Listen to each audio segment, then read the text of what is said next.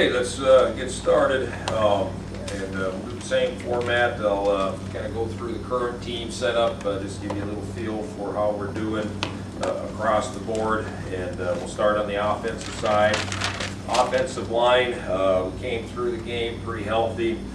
Some bumps and bruises. Eric Bergman had a slight concussion that he's coming back from, but he should be available to play. Ethan Worth continues to develop at the right tackle position. We're pretty happy with his progress. We'll probably see more and more action here as the season progresses. The tight end position, Dalton Morgan is back in the mix. Today was his first day back practicing full pads. Looked pretty good. So we're optimistic that he'll be able to contribute to the near future. I'm not sure to what extent this week, but he's at least a guy that's coming back, which is a good sign. And fullback position, we're set there. Rick Hicks will be more available than last week. Last week he had all four of his molars pulled, and he was limited with what he could do during the week, so that consequently limited his action during the game. And then at the receiving corps, there too, pretty well set with the same group that we played with against Eastra. Tailbacks are all doing well. We'll continue to rotate all three in during the course of the game. And the quarterback situation, Corey Faulkner didn't practice today. We are expecting that he'll be back throwing the ball around tomorrow. So that's looks pretty good for his making it back and being a factor in the game. So that's our situation on offense. Defensively, the D-line came through healthy, so that'll stay the same with the rotation. The outside linebackers, pretty much same setting. All four guys rotated in, the top four there with the players. And the inside linebackers, kind of rotation of five going with Victor Burnett working into that five-man rotation, but all five are healthy there. Secondary, we will be adding DJ Cameron. DJ did not participate last week due to a suspension, violation of team rules, but he will be available this week in the secondary. And DJ's a good player. He's a guy that figures into potentially being a starter for us at some point in time. I don't know if it's going to be this week, but he had a real good pre-fall, real good spring for us, and could be one of those playmakers for us, but he'll be getting back into the rotation. Luke Thuston, just nursing a hamstring, and not sure what his availability will be. That'll be a day-by-day evaluation. Special teams, we did go with Austin Johnson as our number one PAT field goal kicker. To do that with Austin, and our kickoffs are handled by Chris Adams. The punting situation, Austin Kuchalowski do that. Jason Stegman, our snapper, and our return game will also remain the same. So as far as the injury report, nothing really has changed. We've actually added a couple players since last week, so that part has been positive. Our schedule for this week, just to give you an update, so we took Sunday because of the Thursday night game. We did take Sunday as our off day, so that's one reason we practiced today, since it was a holiday and the players didn't have any classes. This worked out pretty well, so we will do a Monday, then Tuesday we'll be back to our school schedule. Wednesday, Thursday, all practices will be at Spooky Stadium. And then on Friday, just to give you a heads up on our travel plans, we will practice here in Carbondale and then load the bus. We're staying in North Cincinnati that night before the game, and then we'll commute over to Oxford on Saturday. So that's the setup for our traveling going to Miami, Ohio. Okay. As far as scouting, Miami, Ohio, you look at them offensively, and you get the advantage of playing on Thursday. You had a chance to sit back and watch the game. They're pretty good, pretty talented. I was very impressed with their offense, their skilled players, especially their quarterback, fact, Dysart is probably as good as there is in the country. He has some receivers to go to also that are big name, high quality. Nick Harwell, I think, is an NFL caliber receiver. DeJuan Scott, receiver capable of making a lot of big plays, and got a couple other guys that are pretty explosive also. So they like to throw the ball. I know they've put a high priority on running the ball on the season. I'm expecting them to definitely try that against us, but their main threat is on the quarterback, and he's pretty good, big guy, and strong, tough to break down, very mobile. They don't run him very much, but his arm strength is real impressive. And then on defense, I'm probably most impressed with the defensive front, especially Williams and Brown, number 90 and 9. Those guys run around very well. I think they're going to be pretty solid as far as the run defense is concerned. Linebacker core, they have J.T. Swanson coming back. He's an experienced guy. They got a couple other new players that are stepping in, but seem to be doing that well. And then their corner, Nunley, number 3, is their cover corner. He's another guy that I think has NFL potential, probably their best athlete on the team. They'll put him on the top receiver and kind of just lock that guy down. So he's impressive to watch. And number 6, DJ Brown, safety. I think this is his 4th year starting for him. So they're very impressive defensively also. And then if you go through and start looking at their special teams, got probably a few more question marks there. They started a freshman kicker doing their PAT field goal. And then they have a veteran kicker who was their kicker last year, handling the kickoffs. Their punter, I think, is a good, solid punter. They've had some issues with their punt team the past year. So that's something that we're aware of. But the return people, in fact, you look at their punt return guys, number 3 and number 8, Nunley and Harwell. It's a pretty dynamic duo to have back there as a return combo. So we're going to have our hands full with their special teams also. But in general, we're excited about playing Miami, Ohio. We think it's a great opportunity. It's actually just the type of game that I would like to have following our performance on Thursday night, which was a big disappointment.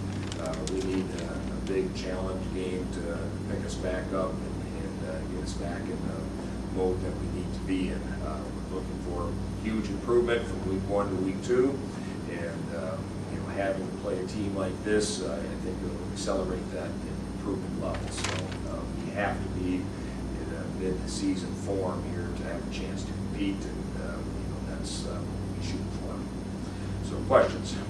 Coach, with how do you stop a duo like Dysart and Harwell, or is it simply about containing them? Well, you try to limit big plays. They're going to be good. You're going to have to be patient.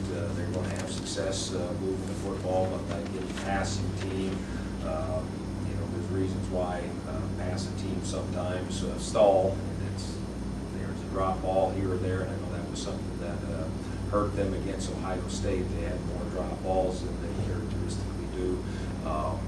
You just got to keep them in front, and when they catch the ball, you got to make sure you come up and make the tackle, and just make them earn everything they get and not give up anything easy. What did you determine were the biggest problem areas with the secondary last week?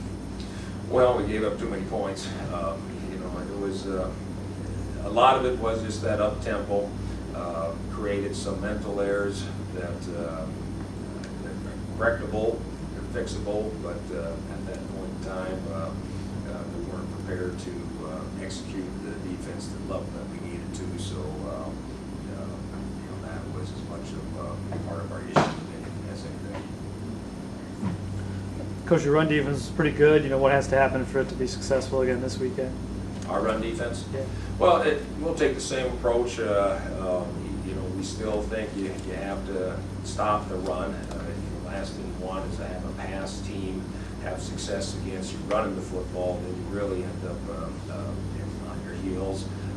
So if we can have some success limiting their rushing attack, that will help us with their pass defense also. You know, in our pressure package, we have to do a better job with the pressure package, getting to the quarterback, trying to get some hits on them, and forcing some turnovers here and there. They gave up 44 sacks last year. Do you feel like, you know, you can get a lot of pressure on their?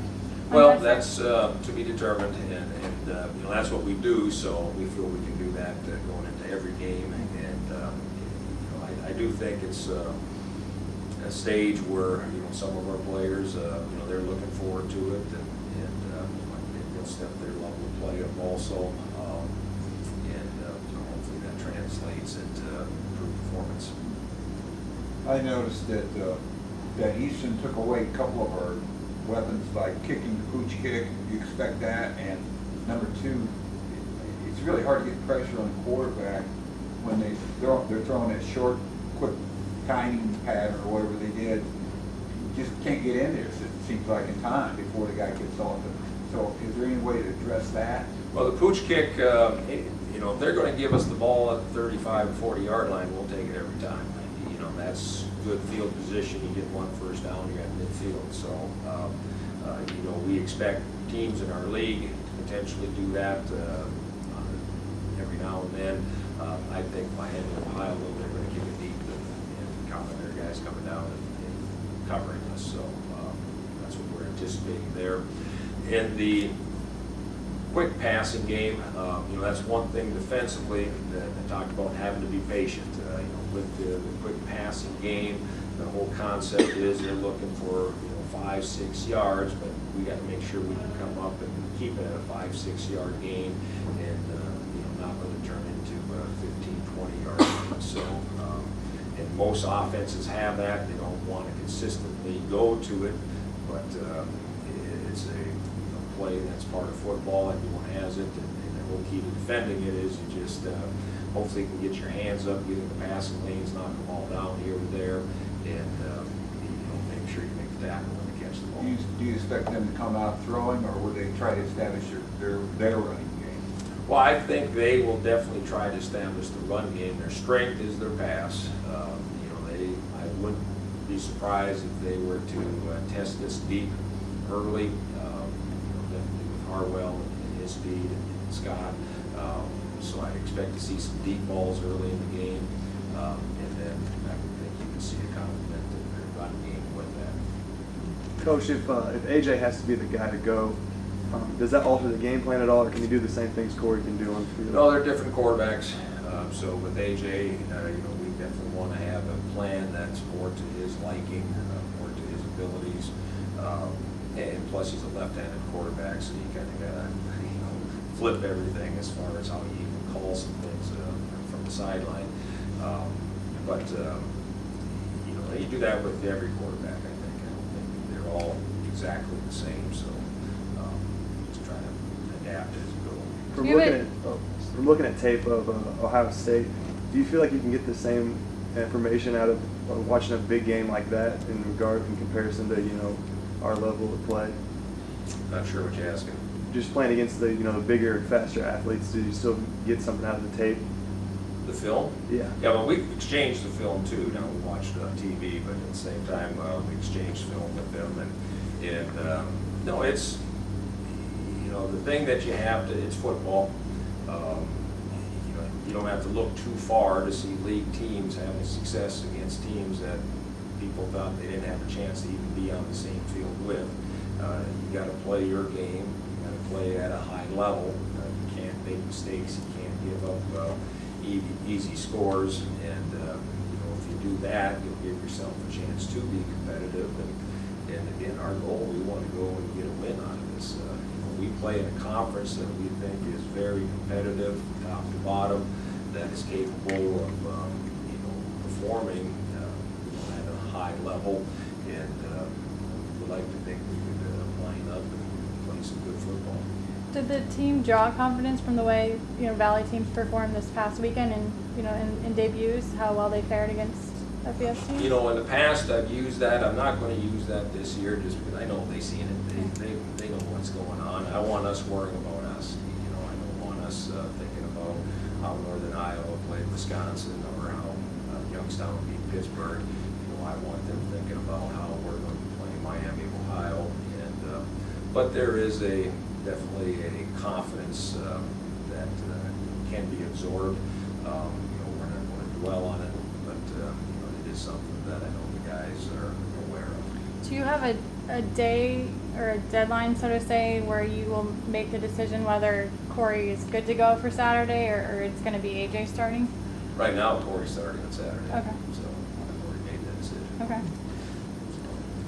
Unless something tells me I can't. After looking at the film of Eastern's defense, were they blitzing a lot, or what was the problem as far as protection? Well, it's a combination of things. They did a good job bringing a pressure package also, but we did have some breakdowns from here and there that just were disappointing to see. We got beat on some one-on-one matchups, and that's things that we got to address. You guys had 77 yards rushing as a team, on Thursday. How do you get the run game going, and do you have to get Mikael more touches than 11? Well, again, his touches are, could be with the pass game too, and that's, I think, the thing with all of our running backs. When you look at their touches, you make sure you include the pass receptions in there. Yeah, that was a game when you're playing catch-up ball. Sometimes you do some things a little different than what you would like to do. The thing there we have to remember, we did score 28 points in basically 2 quarters and 5 minutes. So we were having some success offensively. It was that last quarter and 10 minutes that we just couldn't do what we needed to do, so that's the confidence in that we got to be able to handle and not try to do more than what we're capable of doing. Sometimes I think we try to do too much, and by doing so, we don't succeed. We did have, I go back to the Eastern Illinois game to look at what I think was the turning point. There was 5:55 left in the third quarter. We had a 2nd and 1, inside their territory, and we ended up coming out and had a legal procedure, and then ended up having to punt the ball eventually. But sometimes you just got to get back to the fundamentals and play good hard-nosed football. And that time I think we got a little bit too fancy. Mm-hmm. So will you guys scale back, the playbook, so to say, or have certain plays to rely on more than? No, we still try to do what we do best, and we still, but it's just being aware of the moment probably as much as anything else. You got to make sure that you give your players a chance to be successful. That's the job as us coaches. We have to give our players a chance to be successful and put them in those positions, and then it's up to them then to perform. So. When you have 2 teams coming off bad losses, where do you feel like your team's edge is in this game? I don't know. We played on Thursday. That's probably benefit. I mean, we've had a little chance to put it behind us now, and I think there's still remnants. I felt it today. I think it's just a little flat. It was good to have it today to practice. So hopefully tomorrow, I get that excitement that I'm looking for, where the guys are focused, the opportunity in front of us. So that's probably the biggest advantage is you got an extra day to put that behind you. Coach, you hardly fumbled in the spring and the fall practice. You have 6 on the first game. How much do you think that was the first game, and how much do you think that could be a problem for us this year? Yeah, I think, and that goes back to even how you do things that week leading up to game week. We didn't scrimmage. We didn't do anything in that week leading up, and the one reason I usually like to do that is just to prevent that complacency where sometimes you just don't secure the ball as well. You don't throw your passes quite as sharp. You look at Corey's 2 interceptions he's thrown. He threw those balls like he did in practice, against the scout team, and he got picked off because of that. They made good reads. They broke on it and picked it off. So, that's the thing that if I had to do it over, I probably would have did a live scrimmage at some point prior to, just to keep that sharpness, and that was obvious on Thursday night. We weren't sharp. We weren't at the top of our game. We turned the ball over 6 times. Ball security, you just gotta have that innate instinct of hanging on the football and not let anybody knock it out of there, and we didn't have it. And you force four turnovers yourself, but you don't get any points out of them. You know, how big is that for you? Well, yeah, I think with turnovers too, you look, there's some turnovers that are manageable, and there's some turnovers that are, critical. And, our turnovers that we had, several of them were critical. We turned the ball inside the 5. That's like giving up points. It's, that punt return, getting the ball back, having a chance to make a statement, and boom, you turn around, give it up, give them a short field, next play they score a touchdown. I mean, those are critical turnovers that can't lose you a football game, and that was probably the biggest difference. Their turnovers, I'm sure they weren't happy about it, but they were at times or places on the field where it wasn't too costly for them. When you know what's coming from this team, and you actually have film of them now, I mean, is that easier for you guys to prepare? Yeah, it is nice. We know what we're going to see. We know what their strengths are, and their strengths are very impressive. But you do take a little comfort in knowing the fact that Zach Dyser is going to throw the football quite a bit, and against some good receivers he can go to. I mean, you feel like you're more prepared just because you know how they're going to attack you. So there's comfort there. That's comfort you take from them. You said you need a big challenge game to pick us up. What would a win do for you this weekend? Well, If you were able to pull this just off. basically put you back right where you want to be. I mean, I think anytime you beat a 1A team, that's a huge gain for your program. It's just not to mention just the confidence that your team will gain by doing it, and that's what you look for is getting some confidence out of this game. You mentioned you won't play, and you won't bring up how the Valley fared last week, but do you expect to use the underdog role and play into that with the team, or does that even need to be said to this group? Well, it's a little different just because we didn't have a good game on Thursday night. I mean, the focus will be a lot on us. Try motivation. You got to be in the right set of mind to use certain motivational tactics, and right now I'm more concerned about us than playing the underdog or anything else. We just need to make sure we're feeling good about who we are, and then we can put our best game on the field. Dale, you have a bunch of fifth-year players, and if I could take you back when you first got this job, what was your recruiting priority? It's hard to recruit when you're starting. I think January, late December, I think is when you were hired. If you can take me back, what was your first priority, if you remember? Yeah, our first recruiting weekend was January 16th, and we basically had less than 3 weeks to signing date. So we were just trying to get recruits. It was truly who's left, who's available, just calling as many resources that we had. So it was a unique cast that we brought in. Fortunately, a lot of them have made it through and have become players for us. Some of them didn't make it just because it was a little more of a scramble than we would have liked, and kind of what was available at that point in time. But for me personally, I like the senior class. I like the group of fifth-year guys that we got. We've been through a lot together, and I think there's a bond that exists that hopefully can help us through the tough times. How important do you think it is, for them to get the program back in the right direction this year before they graduate? After seeing it where it was, and just the 2 subpar seasons, and now you're coming back, with a chance to have a better record. I think that's an obvious question. I mean, it's very important. It's very, to all of us, just not the fifth-year seniors, but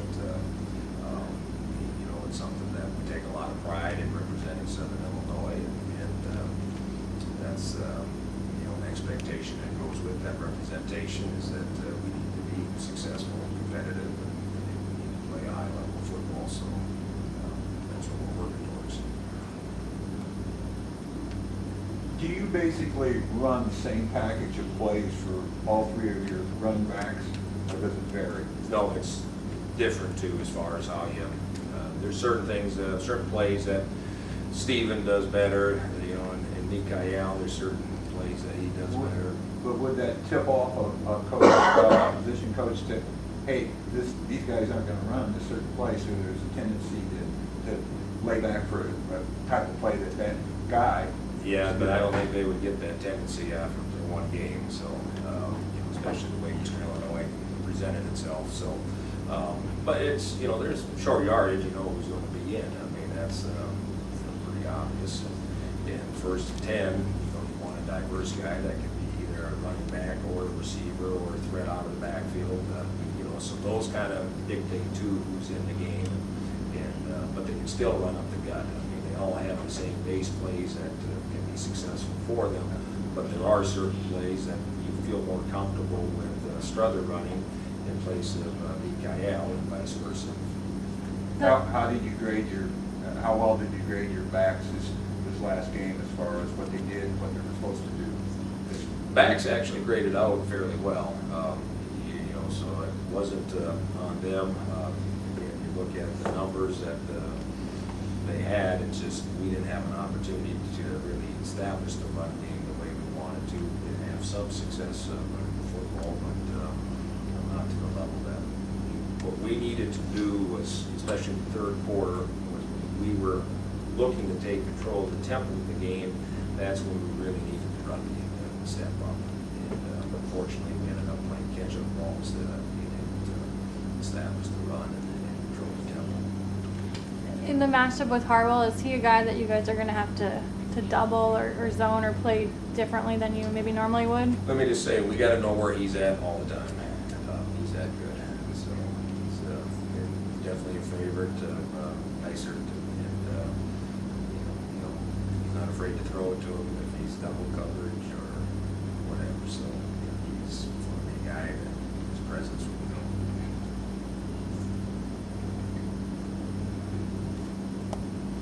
Any other questions for Coach?